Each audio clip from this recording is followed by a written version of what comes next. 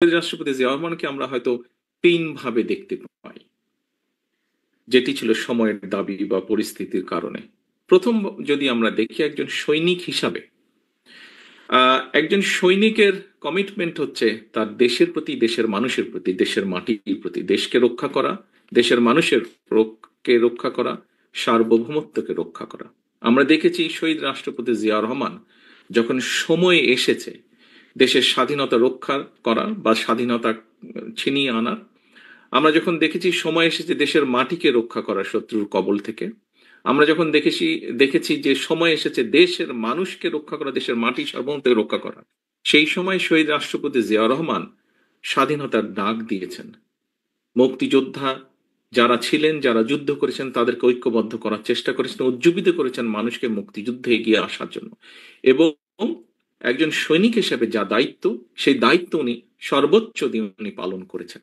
এবং আলহামদুলিল্লাহ, আল্লাহর মতে বাংলাদেশের মুক্তিযোদ্ধাদেরকে সাথে নিয়ে যুদ্ধ করে দেশ স্বাধীন করেছিলেন ওনারা সকলে মিলে। কাজেই খুব সংক্ষেপে যদি দেখি, একজন সৈনিকের যে দায়িত্ব, সেই দায়িত্ব উনি পালন করেছেন।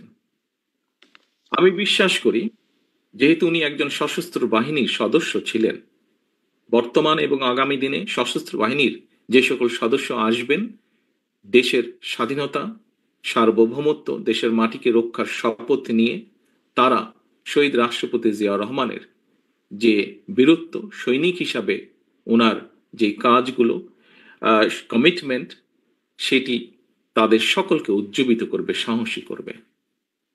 এরপরে যদি আমরা দেখি, সময়ের প্রয়োজনে, দেশের প্রয়োজনে, পরিস্থিতির কারণে শহীদ রাষ্ট্রপতি জিয়া রহমানকে একজন রাজনীতিবিদ হিসাবে আমরা দেখেছি। একজন রাজনীতিবিদের যেই কাজ, উনি একজন সৈনিক হয়েও তারপরে যখন উনি রাজনীতিবিদ হিসাবে আবর্তিত হলেন বা রাজনীতিবিদ হিসাবে উনি যখন কাজ শুরু করলেন, সেই সময় আমরা দেখেছি যে উনি ঢাকা শহরের ভিতরে বসে থাকেননি। একজন রাজনীতিবিদের কাজ হচ্ছে যেহেতু মানুষের জন্য রাজনীতি করা, মানুষের কাছে উনি ছুটে গিয়েছেন, মানুষের সাথে কথা বলেছেন, মানুষ সম্পর্কে জানতে চেয়েছেন, মানুষের সমস্যা বুঝতে চেয়েছেন, সেইভাবে উনি সমস্যা সমাধানের চেষ্টা করেছেন। উনি যে আদর্শ দিয়েছেন, যে 19 দফা দিয়েছেন, সেগুলোর মাধ্যমে উনি মানুষকে ঐক্যবদ্ধ করার চেষ্টা করেছেন, জাতিকে বিভক্ত না করে।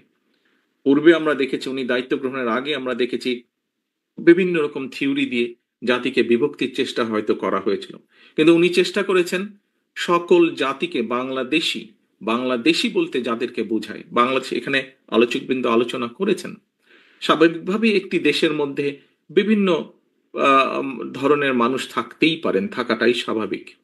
উনি চেষ্টা করেছেন সকলকে এক জায়গায় নিয়ে আসার জন্য, এবং সবচেয়ে সেটি ধর্ম, বর্ণ, সকল কিছুর উপরে গিয়ে উনি একটি পরিচয় দিয়েছিলেন, আমরা বাংলাদেশি, যেই পরিচয়ে আমরা আজকে সমগ্র বিশ্বে পরিচিত। একজন রাজনীতিবিদ হিসেবে উনি সেটা করেছিলেন। এবং আজকে এত বছর পরেও আমাদের যে এই দল, বাংলাদেশ জাতীয়তাবাদী দল, যার একজন কর্মী আমি, সামনে যারা বসে আছেন অনেকেই তার কর্মী, মঞ্চে উপস্থিত আছেন কয়েকজন এই দলের কর্মী হিসাবে, নেতা হিসাবে। আমরা দেখেছি যে উনি রাজনীতিবিদ হিসাবে সফল ছিলেন বলেই আজকে আমরা বাংলাদেশ জাতীয়তাবাদী দলকে, ওনার চলে যাবার পরেও, এত বছর পরেও আমরা এই দলকে মানুষের মধ্যে ধরে রাখতে পেরেছি। যদি বল, এরপরে যদি আমরা দেখি একজন স্টেটসম্যান হিসাবে, একজন স্টেটসম্যানের কাজ কি? একজন স্টেটসম্যানের কাজ হচ্ছে দেশের মানুষের, দেশের মানুষকে সঠিকভাবে পরিচালনা করা, দেশকে সঠিকভাবে পরিচালনা করা। একজন স্টেটসম্যানের কাজ হচ্ছে দেশের মানুষের সমস্যার সমাধানগুলো করা। আমরা যদি দেখি এখানে আজকের প্রধান আলোচক নজরুল ইসলাম খান সাহেব, উনি ওনার বক্তব্যে বলেছেন, ওনার যেহেতু সরাসরি কাজ করার সুযোগ হয়েছিল শহীদ রাষ্ট্রপতি জিয়া রহমানের সাথে, তার ওনার সেই এক্সপিরিয়েন্স থেকে উনি কতগুলো কথা বলেছেন। কাজে আমরা যদি দেখি, যেমন আজকে আমরা আলাপ করছি, প্রায় আমরা বলে থাকি দুটো বিষয় নিয়ে। বাংলাদেশের যে বৈদেশিক মুদ্রার যে সোর্স, একটি হচ্ছে গার্মেন্টস শিল্প, আরেকটি হচ্ছে প্রবাসীদের রেমিটেন্স। এই দুটোও কিন্তু, এই দুটোতে জিয়া রহমান সাহেবের অবদান আছে। এই দুটোকে বাস্তবায়নের জন্য উনি উদ্যোগ নিয়েছিলেন এবং আলহামদুলিল্লাহ সফলও হয়েছিলেন। একজন, এরপরে অনেকগুলো বছর গিয়েছে, কিন্তু আমরা এখন পর্যন্ত সেভাবে বড় কোনো সেক্টর বের করতে সক্ষম হয়নি যা আমাদেরকে বৈদেশিক মুদ্রায় সাহায্য করবে। কাজে স্টেটসম্যান হিসাবে উনি দেশের বেকারদের কর্মসংস্থানের ব্যবস্থা করেছিলেন। উনি স্টেটসম্যান হিসেবে সমস্যার সমাধান করেছিলেন দেশের বৈদেশিক মুদ্রা। উনি স্টেটসম্যান হিসেবে সমস্যার সমাধান করেছিলেন বহু মানুষের কর্মসংস্থানের ব্যবস্থা করেছিলেন দেশে এবং বিদেশে। এবং শুধু তাই নয়, প্রবাসীদের মাধ্যমে এবং একই সাথে গার্মেন্টস এর যে আজকে যে প্রসার, এর মাধ্যমে আমরা আমাদের দেশকেও বিশ্ব দরবারেও কিন্তু তুলে ধরতে পেরেছি প্রবাসীদের মাধ্যমে। এবং এই গার্মেন্ট শিল্পের মাধ্যমে বহু পৃথিবীর বিলিয়ন্স অফ মানুষ কিন্তু একটি বড় অংশ বাংলাদেশের সাথে পরিচিত আছে।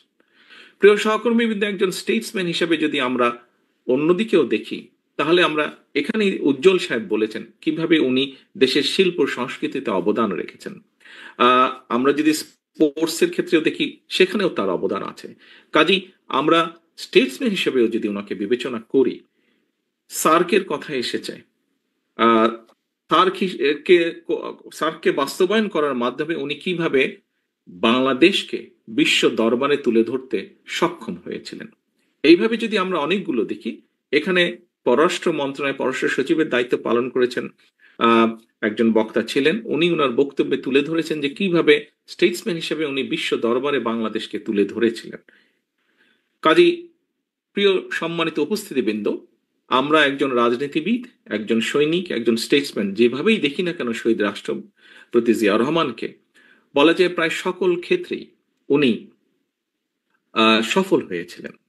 এখানে ফাহাম ওনার বক্তব্যে একটি কথা বলেছিলেন যে সাধারণত ওই পরিবেশে একজন মানুষ যেই ভুলগুলো করতে পারেন, শহীদ রাষ্ট্রপতি জিয়া রহমান সেই ভুলগুলো করেন নাই।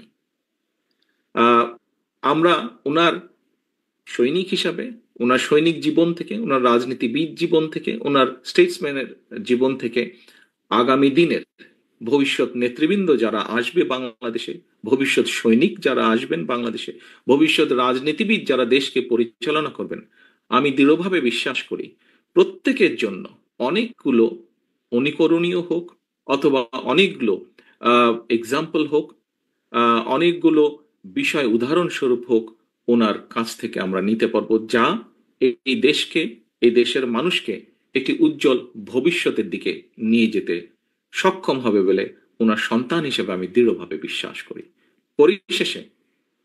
পরিশেষে আমি আবারও জিয়া রহমান ফাউন্ডেশনের আয়োজক বৃন্দকে আন্তরিকভাবে ধন্যবাদ জানাচ্ছি, এবং বিশেষ করে আমি আলোচক বৃন্দ যারা আজকে অত্যন্ত মূল্যবান আলোচনা করেছেন। অনেকদিন পর অনেক সুন্দরভাবে আমরা জিয়া রহমানকে তুলে ধরতে পেরেছি জাতির সামনে, দেশের মানুষের সামনে। সেই আলোচক বৃন্দ যারা এই কাজটি করেছেন তাদের সকলকে আন্তরিকভাবে ধন্যবাদ জানিয়ে আমি আমার বক্তব্য শেষ করছি। আল্লাহ হাফেজ।